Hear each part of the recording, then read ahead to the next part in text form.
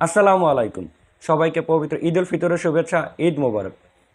হাতুড়ে সিংয়ে বাংলাদেশের ভক্ত সমর্থকদের জন্য নিউজ 24 এর মাধ্যমে ঈদের জন্য খুব চমৎকার একটা বার্তা পাঠিয়েছেন। অনেকে এটাকে ঈদের সালামিও বলতে পারেন। যে নিউজ 24 এর মাধ্যমে তিনি জানিয়েছেন, মানে নিউজ 24কে তিনি একটা মেসেজ দিয়ে জানিয়েছেন ইনি আর বাংলাদেশে ফিরতে চান না, মানে হাতুড়ে সিং আর বাংলাদেশ দলের কোচের দায়িত্বটা পালন করতে চান না। এখন এটা বাংলাদেশের ভক্ত সমর্থকদের অনেকেরই হয়তো বা ঈদের খুশিটা অনেক বেশি বাড়িয়ে দিবে। আসলে হাতুড়ে সিংয়ে তার দ্বিতীয় মেয়াদে এখন পর্যন্ত তেমন কিছুই করেননি যে আমরা তার সমর্থক হয়ে যাব, তার ভক্ত হয়ে যাব, বা তার হয়ে কোনো কিছু হলে তাকে ডিফেন্ড করব। এখন পর্যন্ত এমন কিছুই হয়নি। বরঞ্চ দ্বিতীয় মেয়াদে বাংলাদেশের দায়িত্ব নিয়ে আসার পর থেকে তিনি একের পর এক সব সমালোচনারই জন্ম দিয়ে যাচ্ছিলেন।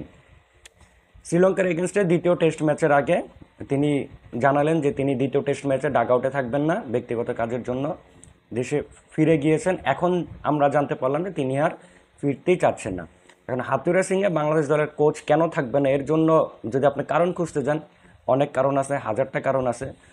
শুধুমাত্র যদি ওয়ানডে বিশ্বকাপের ব্যর্থতার কথাই বলি, ওই বিশ্বকাপের হিসাব যদি আমি আমলে নেই, মানে যদি বিবেচনায় নেই, তাহলে তো হাতুড়ে সিংয়ের তো বিশ্বকাপের পরই আপনার পদত্যাগ করার কথা।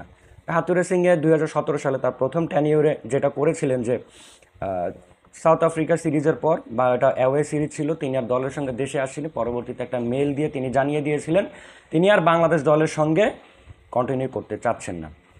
হাতুড়ে সিংয়ে কেন বাংলাদেশ দলের সঙ্গে কন্টিনিউ করতে চাচ্ছেন না, এটা নিয়ে আসলে কথা খুব বড় করার কিছু নাই। তার উপর সবাই নাখোশ। বিশেষ করে গত কয়েকদিন ধরে জাতীয় দলের টিম ডিরেক্টর খালেদ মাহমুদ সুজন বেশ কয়েকটা ইন্টারভিউ দিয়েছেন। তিনি হাতুড়ে সিংয়ের উপর তার যত ক্ষোভ আছেন সেই সব ক্ষোভগুলো তিনি একদম প্রকার কি বলে এবং কোনো রাগ ঢাক না রেখে তিনি প্রকাশ করেছেন। তো তখনই অনেকে একটা বার্তা পেয়ে গেছিলেন যে হাতুড়ে সিংয়ে হয়তো আর বাংলাদেশ দলের কোচ থাকবেন না। এখন টি-20 বিশ্বকাপের 2 মাস আগে যদি হাতুড়ে সিং এভাবে জানিয়ে দেন তিনি থাকবেন না, মানে বাংলাদেশ দলের এখন আবার কোনো কোচ নাই, এটা কতটুকু যৌক্তিক হলো, বা বাংলাদেশ দল এতে আরও বড় বিপদে পড়বে কিনা সেটা যেমন প্রশ্ন, সবচেয়ে বড় প্রশ্ন যেটা, তবে আমার মনে হয় না খুব একটা বড় কোনো সমস্যা হবে, কারণ হাতুড়ে সিংয়ের সাথে কারোই তেমন যাচ্ছিল না। এখন সবচেয়ে বড় প্রশ্ন যেটা আমার কাছে মনে হচ্ছে যে তামিম ইকবালের জাতীয় দলের ফেরাটা, মানে তার ফেরার যে রাস্তাটা সেটা আরও একটু পরিষ্কার হয়ে গেল কিনা। কেননা তামিম ইকবালের অবসরে চলে যাওয়া, তার ইনজুরি ইস্যু, তারপর তিনি ফিরে আসার পর বিশ্বকাপ দলে না থাকা, সেখানে সাকিব হাতুড়ে দুজনেরই নাম আসছে। তবে বাংলাদেশের ভক্ত সমর্থকদের বেশিরভাগই মনে করেন এখানে প্রথম কালপ্রিটটা হলেন কোচ চন্ডিকা হাতুড়ে সিংয়ে। এখন অনেকে আবার 2-4 মেলানোর চেষ্টা করছিলেন অনেক আগে থেকে, যে তামিম ইকবাল হয়তো বা কয়েকটা শর্ত দিয়েছেন, যে শর্তের মধ্যে একটা হতে পারে যে চন্ডিকা হাতুড়ে সিংয়ে বাংলাদেশ দলের কোচ থাকলে তিনি আর ফিরবেন না।